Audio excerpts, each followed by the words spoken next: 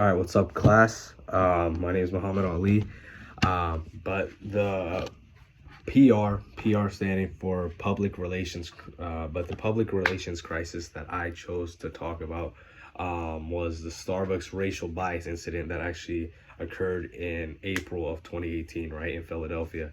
And pretty much the rundown of this situation was that there were two black men arrested in this Starbucks, right, for supposed trespassing, right, after just sitting in a Starbucks without purchasing anything.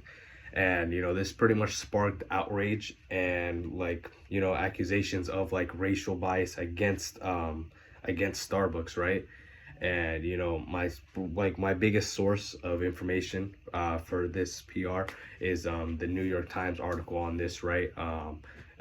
Pretty, like, literally just titled "Two Black Men Arrested in Starbucks After Not Purchasing Anything." That's pretty much what it's called. But so, I mean, the details of the situation, right?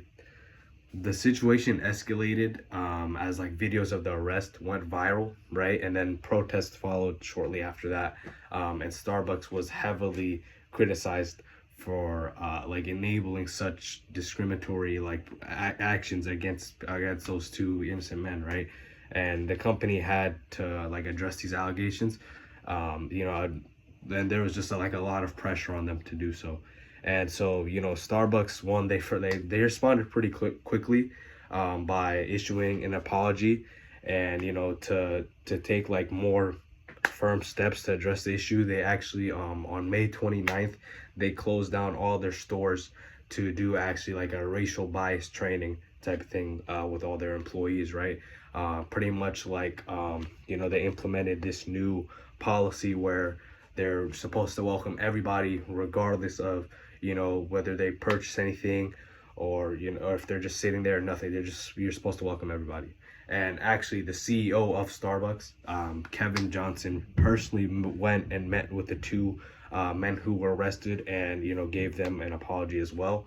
My analysis for it, I think Starbucks handled the situation appropriately, right, by like taking responsibility and implementing those meaningful changes, right, such as the closing down all your stores so they can train their employees on how to welcome everybody, right?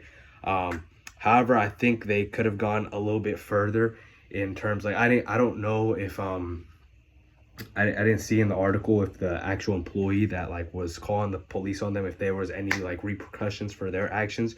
But if there wasn't, then yeah, there should definitely be some disciplinary actions for said employee, right? Because, like, right, that should be either termination or like suspension or something like that. But also maybe like involving some external civil rights organizations to help like redesign their policies and training programs as well, right? I feel like that would have added a little bit more credibility towards their responses. Right, and right, an alternative course of action, right, if the crisis were to happen today, I feel like the public relations might demand like maybe even publishing the results of their training that they do on that May 29th or whatever, right? Or sharing like their diversity goals, right? Starbucks sharing their diversity goals. And I feel like they could set like an example, like by advocating for a broader audience, like across the food and beverage industry as a whole.